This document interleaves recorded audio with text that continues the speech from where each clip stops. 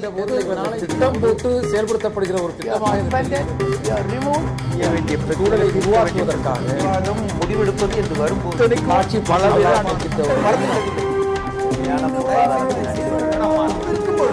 எதிர்த்து பேசிட்டு பாட்டாளி மக்கள் கட்சி வழக்கறிஞர் பாலு அவர் இன்று சென்னை உயர்நீதிமன்றத்தில் போட்ட வழக்கில் சென்னை உயர்நீதிமன்றம் அரசுக்கு அறிவுறுத்தி இருக்குது, பள்ளி கல்லூரிகள் செயல்படுவதை அரசு நாளை உறுதி செய்ய வேண்டும் அப்படின்னு சொல்லியிருக்கிறாங்க. சட்டம் ஒழுங்கு கட்டுக்குள் இருப்பதை அரசு உறுதி செய்ய வேண்டும் அப்படின்னு சொல்லியிருக்காங்க. சட்டம் ஒழுங்கு கட்டுக்குள் இல்லை அப்படிங்கிற உணர்வு உங்களுக்கு இருக்கா? அதாவது தொடர்ச்சியாக நடந்து கொண்டிருக்கக்கூடிய சம்பவங்கள், அதாவது பெரிய அளவுல வன்முறை அந்த மாதிரி இல்லாம இருக்கலாம்.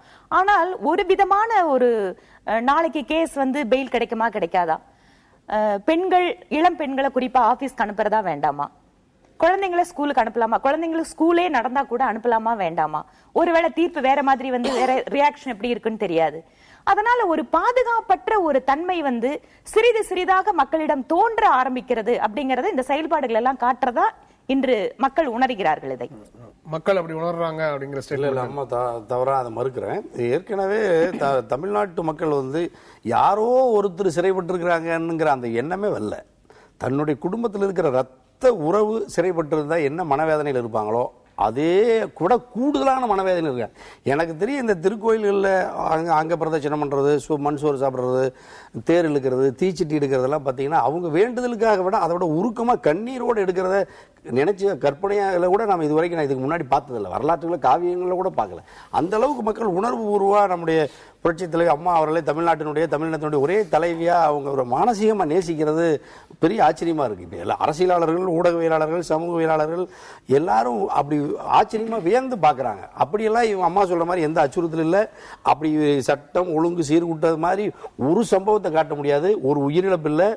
எந்த விதமான பொது சொத்துக்களுக்கு அந்த ஒரு நாள் ஒரு பேருந்து ஒரு சில கண்ணாடிகள் உடைக்கிறத தவிர எரிச்சதை தவிர அடுத்த நாளிலிருந்து இன்னைக்கு வரைக்கும் ஒரு வன்முறை கூட தமிழ்நாட்டில் நடக்காம உண்ணாவிரதங்களையும் ஆர்ப்பாட்டங்களையும் வேறு வகையான போராட்டங்களையும் மக்கள் வலிந்து பாராட்டி ஆதரவு தர்றாங்க. அவங்களே இதுல இன்னும் சொல்ல பாருங்க, பேருந்து ஓட்டுநர்கள், தனியார் பேருந்து உரிமையாளர்கள் பேருந்து இயக்காம அவங்களே நிறுத்திட்டு மாவட்ட அளவில் உண்ணாவிரத போராட்டம் நடத்துறாங்க. இன்னைக்கு மினி பேருந்து, சின்ன பேருந்து, குட்டி பேருந்து துறையாக அந்த மாதிரி போராட்டங்கள் நடக்கும்போது பத்திரிகையாளர்களே நடத்துறாங்க.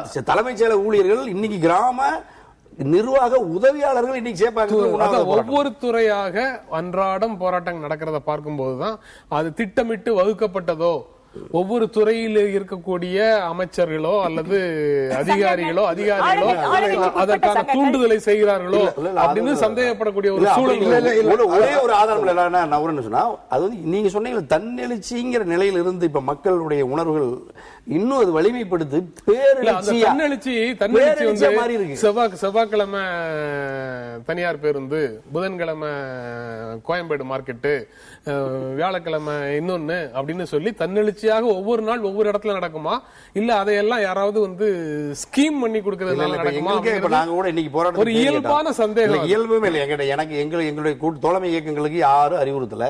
நாங்களும் பல இடங்கள்ல போராட்டம் பண்றதுக்கு அனுமதி கேட்டோம். காவல்துறையில ஏற்கனவே பல்வேறு இயக்கங்கள் அந்த இடம் எங்களுக்கு வேணும்னு ஆர்ப்பாட்டத்துக்காக உண்ணாவிரதத்துக்காக இடம் இல்லைன்னு சொல்றாங்க காவல்துறை. நாங்க என்ன செய்யறது? நாங்களே சரி இன்னைக்கு 6ஆம் தேதி அவங்க இருக்காங்க, சரி 7ஆம் தேதி கொடுங்க சார், சரி 8 9ஆம் தேதி கொடுங்க சார், நாங்களா தேடி அலைஞ்சி ஏதாவது இடம் கேட்கிறோம். அது மாதிரி தான் மக்கள் கேட்கறாங்க. அப்படி ஒரு சூழல் இருந்தா அப்படித்தானே நடக்கும். அதுதான் உண்மை. அது மட்டும் இல்லையா, இப்ப இருந்தால் நடக்கும். இப்ப லெனின் சார் சொன்னார்ல ஒரு 5 இடம் தான் போராட்டத்துக்கு அனுமதினு. முல்லை பெரியாறுல நமக்கு தீர்ப்பு அல்லது அந்த மக்கள் கேரள அரசுக்கு எதிராக பண்ண அந்த போராட்டம் எந்த அனுமதியின் அடிப்படையில் நடந்துச்சு? அவ்வளவு போராட்டம், கூடங்குளம் போராட்டம் எந்த அடிப்படையில் நடந்துச்சு? அம்மா அனுமதிக்கலையா? இந்தியாவிலேயே தமிழ்நாட்டில் தான் 22,000 போராட்டங்களை ஆட்சி பொறுப்பில் இருந்த போதே அனுமதித்த முதலமைச்சர். இப்ப போய் அவங்களே உள்ள இருக்கும்போது மக்கள் போராடாம இருப்பாங்களா? அது போராடுவதற்கு மக்கள் தயாரா இருக்கிறாங்க. இந்த போராட்ட உணர்வை மக்களிடத்தில் தொடர்ந்து நீடிக்க செய்யாமல் இருப்பது நீதித்துறையின் கடமை, மத்திய அரசாங்கத்தினுடைய கடமை. ஜனநாயகத்தின் மீதும் சுதந்திரத்தின் மீதும் நீதியின் மீதும் நம்பிக்கை இருந்தா தமிழகத்துடைய முதலமைச்சர் புரட்சித் தலைவர் அம்மா உடனடியாக துறை சார்ந்த விஷயங்களுக்கு ஆவடிக்குமார் பதில் சொல்ல முன் வந்தாரு. அவர்கிட்ட கேட்டுட்டு வரேன். சங்கரராமய்ய கொலை வழக்குல அம்மா கூட இன்னைக்கு அவங்க மேல்முறையீடு செய்யல. ஏன்? இவங்க மத்திய அரசாங்கத்தை தான் பண்ணாங்க. கச்சத்தீவுல இவங்க மாத்தி தப்பா அப்படி தாக்கல் பண்றாங்க. சார் இதெல்லாம் இஷ்யூ பேஸ்டுக்கு வாங்க. நான் கேக்குறது இது வந்து நாங்க நடத்துற போராட்டங்கள் மத்திய அரசு தடுத்து நிறுத்த வேண்டிய கடமை இருக்கிறது அல்ல, இதை அப்படின்னு சொல்லக்கூடிய அர்த்தம் எதற்காக சொல்லப்படுகிறதுன்னு கேக்குறேன். சட்டப்படியா நாங்க நடத்துறோம்னு சொன்னா இப்ப பாபர் மசூதி இடிக்கும் போது எந்த சட்டத்துப்படி அனுமதி வாங்கி இடிச்சாங்க? இங்க பாருங்க,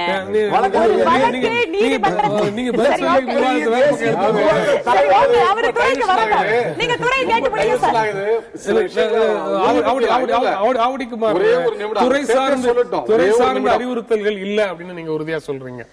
இல்ல, அதாவது எந்த போராட்டமும் எவ்வளவு பெரிய இடத்திலிருந்து தூண்டிவிட்டாலும் மக்கள் உணர்வோ ஆதரவோ இல்லை என்றால் எந்த போராட்டம் வெற்றி பெற முடியாது.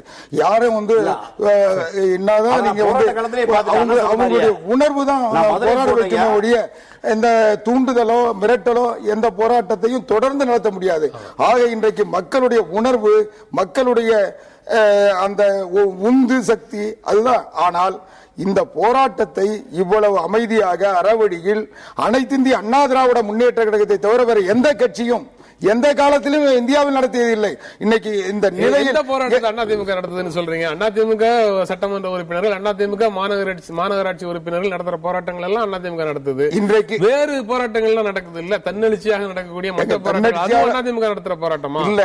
அதிமுக அரசாங்கம் இன்றைக்கு தமிழ்நாட்டில் இருக்கின்ற காரணத்தால் தான் இதை வந்து சரியான வகையில் கட்டுப்படுத்தி ஒழுங்காக பொது சொத்துக்களுக்கு பாதிப்பு இல்லாமல், சேதாரம் இல்லாமல், பொது அமைதிக்கு பங்கம் இல்லாமல் இன்றைக்கு இந்த போராட்டம் நடந்து கொண்டிருக்கிறது. ஆனால் அதே நேரம் இந்த போராட்டங்களை தடைப்படுத்தினால் அது விளைவு வேற மாதிரி எதிர்விளைவுகளை உருவாக்கும். இன்றைக்கு அந்த போராடுகின்ற மக்களை வந்து வேற திசைக்கு கொண்டு போகும். இது சமூக விரோதிகள் அதுல நுழைய வேண்டிய நிலைக்கு வந்துடும். அது வந்து சட்டம் ஒழுங்கு சீர்கேட்டை உருவாக்கும். இல்லைங்க, நீங்க ஏற்கனவே சொன்னீங்க பாண்டிச்சேரியில ஏன் போராடுறோம், பந்த் நடத்துறோம்னா அங்க எதிர்கட்சி, இங்க ஆளுகின்ற கட்சி. அந்த எச்சரிக்கை உணர்வு அப்படிங்கிறது இருக்கு. ஆளுங்கட்சியாக இருந்து விட்டு நம்ம வந்து பந்த் நடத்துறோம், வன்முறை வெடித்தது, ஏற்கனவே ஒரு வழக்குல மாணவிகளை எரித்த வழக்குல பாதிக்கப்பட்டு இருக்கக்கூடிய ஒரு கட்சி, அது சம்பந்தப்பட்ட இண்டிவிஜுவல்ஸ் அப்படின்னா கூட அந்த கட்சிக்கு என்று ஒரு களங்கம் இருக்கிறது. இந்த மாதிரி பல்வேறு வகையான சூழ்நிலையில இன்னைக்கு வந்து சகோதரர் சொல்றாரு நாங்க பொறுப்புணர்வோடு இருக்கோம். இதுவே எதிர்கட்சியாக இருந்தால் அப்படிங்கும் போது பக்கத்து மாநிலமா இருந்தா கூட நாங்க பந்த் நடத்துவோம். அப்போ கடந்த கால பாடங்கள்ல இருந்து அவங்க கத்துட்டு இருக்காங்கன்னு வச்சுக்கலாம். இந்த விஷயத்துல பிப்ரவரி எண்டுல நடத்தின அல்லது மார்ச் முதல் தேதி நடத்தின போராட்டத்துக்கு, பந்துக்கு முதலமைச்சராக இருந்த நரேந்திர மோடி கொடுத்த ஆதரவுக்கு நீதிமன்றம் கண்டனம் தெரிவிச்சிருக்குது. சேது சமுத்திர திட்டத்துக்காக கலைஞர் முதலமைச்சராக இருக்கும்போது நடத்தின போராட்டத்துக்கு கண்டனம், உண்ணாவிரதத்துக்கு கண்டனம் தெரிவிச்சிருக்குது. இப்படி ஆட்சியில் இருக்கக்கூடியவர்கள் நடத்தக்கூடிய பந்துக்கோ அபிஷியலா எல்லாத்துக்குமே நீதிமன்றம் கண்டனம் தெரிவிச்சிருக்கு. அதாவது அந்த உச்சநீதிமன்ற தீர்ப்பிற்கு பின்னால் அந்த அதை வந்து ஒரு அரசாங்கமே அறிவிக்கின்ற பொழுது அப்படிங்கும் போது அது சட்டவிரோதமானது. அதுல வந்து நீதிமன்ற கண்டனங்களுக்குள்ளாகிறது, அது நேச்சுரல், அது வந்து இல்லன்னு சொல்லல. அதனாலதான் அவங்க வந்து பாண்டிச்சேரியில போராட்டம் நடத்துறாங்க, அறைகூவலை கொடுக்கறாங்க. தமிழ்நாட்டுல அமைதியா இருக்காங்க, அவங்களுக்கு தெரியாமலே எல்லாரும் தன்னெழுச்சியாக போராட்டம் நடத்துறாங்க. எங்களுடைய போராட்டம் என்பது முறையாக உண்ணாவிரத போராட்டம், அதே மாதிரி தனியாரும் அவங்கவுங்க விருப்பத்தின் அடிப்படையில் இப்ப மீனவர்கள் கடல்ல போய் நின்றுட்டு கருப்பு கொடி பிடிச்சிட்டு போராட்டம் நடத்துறாங்க.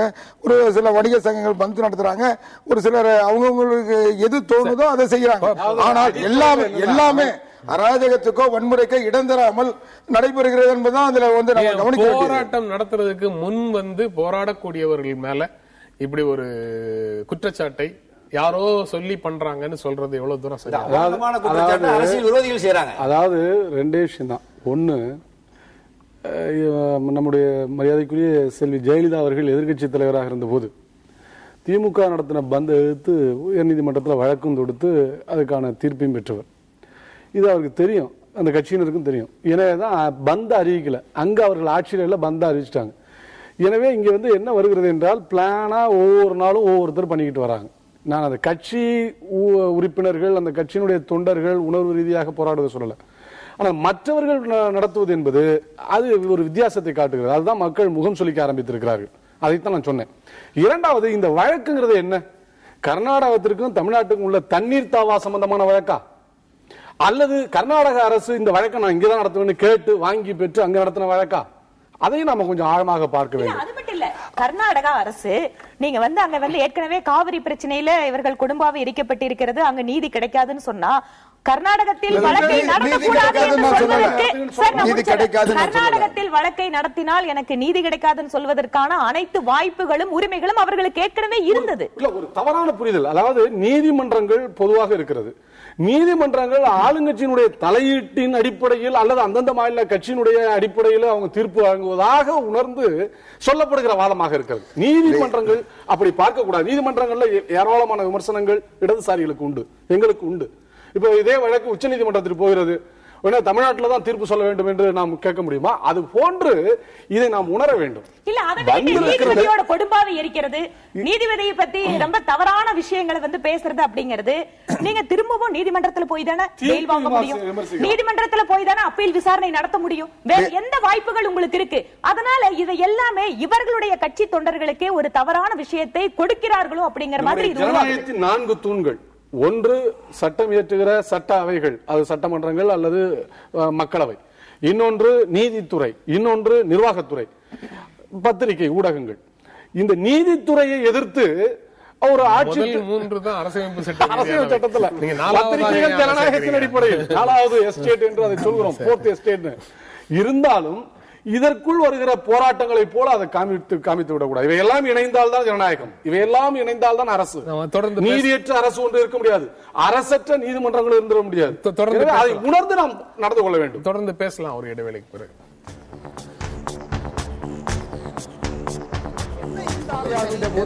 திட்டம் போட்டு செயல்படுத்தப்படுகிற ஒரு திட்டமாக சூழலை உருவாக்குவதற்காக முடிவெடுப்பது என்று வரும்போது ஆட்சி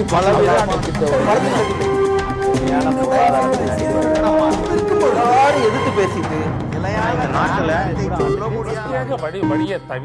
மக்கள் தங்களுடைய பங்களிப்பை அளிக்க வேண்டும்.